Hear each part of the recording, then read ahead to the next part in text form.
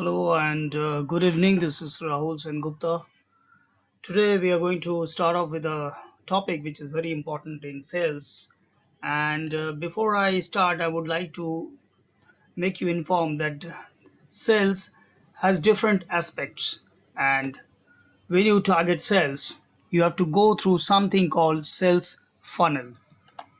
Now, you must be wanting to know what sales funnel is. When we say sales funnel as an introduction, do you ever feel, do you ever wonder how highly a successful sale can be made?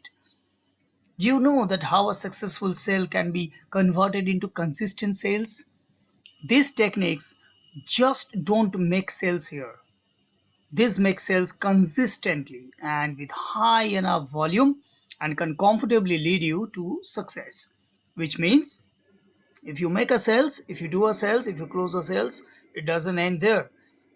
It has to continue, the sales has to repeat, the volume has to come, it has to increase. That's how sale volume, sale funnel works. Now if you want to go a very throughout in the sales funnel, there are certain factors which you need to follow. The first one is timing. Now when I say timing, why timing is very important in sales? Supposingly, a customer, a person gives you an appointment and wishes that you reach him at 4 o'clock in the afternoon to his office or residence. You have to be in time. Make sure you have to be in time. It's very important that you reach at least 10 minutes prior to the appointment time given to you. Why? Because the timings are utmost important. It is not only important to you, it is important to the customer also. You have to give value to the of time to the customer. If you reach in time, he will respect you, she will respect you, she will respect the organization. The punctuality is a very weak factor in sales. Might be you reach, see, I'll give you an example. Say for example, the person has called you, as I said, at 4 o'clock in the afternoon, and you reach at say 4:30. And what do you have to do then? Imagine you reach out there and you say, I'm so sorry, sir. I couldn't reach in time. There was a traffic jam, or my motorcycle got late, and all those. You have to find out some of the other excuses to manage this situation. But do you think the customer would be in such that mood to give you a response? Probably no. So timing is very important. Now, when we come to timing and then we attach an attire to it, what is an attire? When we say attire, it means the dress. You have to be professionally dressed up. You have to, be into the formals, clean, neat clothes. You have to be very, very niche. You have to be very polished. You have to, shave. Your haircut should be perfect. Your shoes should be clean. For example, there's a doorbell outside your home. A person comes, he pushes the doorbell. You open the door and you see a person with a jeans and a t-shirt is standing in front of you and says that I am a salesperson from a XYZ company. Now tell me, putting your hands on the heart, would your mother, father, or you yourself allow that person to get inside? No, probably. Why? Because when you see his attire, you don't trust him. So attire gives an immense trust on the personality of a salesperson. So make sure you dress yourself as a person, as a professional. Then the third thing in the sales funnel is you need to carry the documents. Now, when I say documents, all the relevant documents related to the product, related to what you are going to present to the customer, has to be with you. The brochures, the leave behind, the literatures, the product manuals, and everything that relates to the product has to be with you. Because if the person wants to see something, you have things ready into your file and you can show, so that the trust factor this becomes more higher. The person starts trusting you looking at the papers. Mere speaking won't close a sale. So make sure you carry all the documents when you are reaching a person for any sales. The fourth point that I would like to highlight is product information. One should have a thorough product information. If you don't know your company, your product, then probably don't make a visit to the customer. Try to reschedule on a different day. Make sure you are very much accustomed with the product. You are very sure about the knowledge. You know all the pros and cons, advantage and disadvantage of the product, competitor, everything you should have idea about. When the person asks something, then you should be able to answer. So there you can expect a person to buy the product from you, then the sales happen. The fifth factor is the skill set and the knowledge. Now, what is skill set and knowledge? Knowledge, as I said, that you have to have knowledge with the idea of how to speak to a person. So communication is very important out here. How you communicate, the way you communicate, and skill set is you have to use the latest technologies. You can show some videos, you can show the website of the company, you can show the product brochures, something you have to use which you have within your limits, so that the trust factor increases and the person gets interest into the product, the person increases his interest into you and starts thinking that I should go for the product. And the last thing is closing.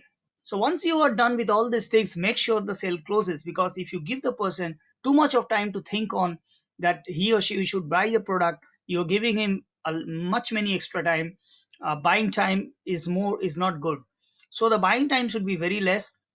You should try and convince on the spot, so that, and try to close it on the spot. The day on which you visit the customer, you should try and close the product. And don't forget to take the referrals. Referrals are extremely important, because that will lead you to the consistent sales. So how do you do it? Now, the key to make persist consistent sales is called a sales funnel. That's what I was talking about. Now, this sales funnel is a step-by-step process that allows you to bring your potential customer one step closer to your offer and makes buying a decision through a series of marketing action like automated emails, videos, articles, and landing pages that will do the selling for you. You have to have the awareness, not only the your product, you have to have awareness of the competitor products also. You have to have the desire. Your desire to excel, your desire to convince, your desire to achieve is very important. Your interest. So when you have interest that yes, I'll make a career into sales, I'll close the call, I'll meet the customer and convince, that's a target for my day, that's what I need to do, that's my job. And then comes the action. That means you have to start doing that. All things in operating mode is the action what you are doing.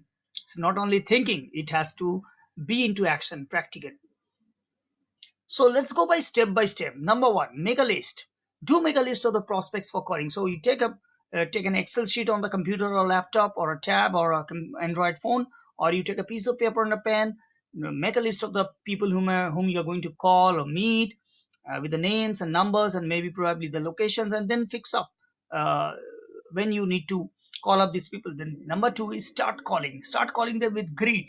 Mr. and Mrs., greet them, respect them, say good morning, good evening according to the time. Brief yourself, brief the company, and then say that I would like to talk to you and discuss your product. This is the reason I'm calling you, sir. When can I come and meet you? Where should I meet you? And then start number three, start making notes. So when you make notes and put remarks on how the conversation goes or ends up, gives you a conclusion what you have to do next. Because if you're not making notes and remarks, you're making 20 calls, 30 calls, you're probably going to forget who has said what. That will become a mix. So let's not take the risk. The better thing is you make a call, write the note on behalf of the customer that this person has asked me to call up 2 days after, or this person has asked me to meet tomorrow, or this person has said he's not interested, or this person has said call me after a week. Whatever remarks you are getting, make sure this conversation is written down in a piece of paper or stored in an Excel. The next job is number four, follow up. Don't forget to follow up with your prospects. You have to follow up, because if the person has said you to call after a week, a day after, a month after, make sure you call the person on that particular day. Make sure you know the time. When should I call you, sir? What time is good for you? Please follow up. The person will give value to you, your call, because the person will understand his importance to you. And number five is close the call. It is always the end of a sales. Don't forget to close the call. So, sir, I think the product is good. I have been able to convince you, sir. So, when should I come and collect the documents, and when should I come to finish this? So, make sure you close the call. And again, do not forget to take references. Now, sales funnel. If you think of sales funnel as a virtual salesperson, it is working 24/7. 365 days a year without complaining you asking more money. There is nothing a difference. Sales funnels are everywhere. Even if you don't realize it, they're every person is a prospect. Every person is a prospect. So you have to keep on calling, keep on trying with this funnel. The funnel will get narrower. Again, you have to make a new funnel. It will keep on continuing. So don't get into any soup. You are open for 365 days. In getting new clients, there are really only two options that you can rely on. Option one is you have to rely on the hope marketing. That's like, okay, I'll get a customer tomorrow. Okay, maybe tomorrow, maybe tomorrow, maybe day after. And this hope marketing actually means waiting around for referrals and words of mouth. So probably you when you close a call, when you finish a call with the customer, you ask for the reference, and then the word of mouth of the customer says that, okay, fine, I'll give you a reference, you're a nice person, so you take the referral and start calling. The other option is option two. You take the time to actually build a system that attracts the right leads and turns them into paying customers. So what you have to do is you have to take that time so that you can build up a system, and what will happen is you can attract the right leads. So there will be a lot of leads with you, so there will be few leads which you have to identify, and then you have to turn them, you have to convert them into paying customers. That means the customer that would give you the revenue.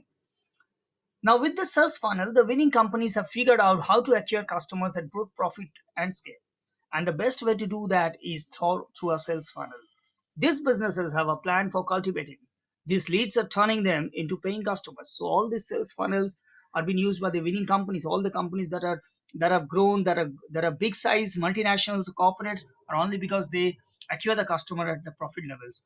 And the best way is doing through the sales channel, which I'm just describing you. And these businesses will always have a plan to cultivate, because this will all turn into paying customers. The other one is you have to rely on the external factors that are outside of your control. Now, there are a lot of factors which are not in our control, and you have to wait around for the business to come around you. You would rather take control of your destiny by building a step by step system that attracts the right leads and converts them into paying customers. So that's how you can take it forward. So the question is, do you have a sales funnel with you? If not, start preparing it today. Thank you so much. I think I have been able to make you understand on the subject, and you should be ready for the sales funnel now. So what are you waiting for? Thank you so much.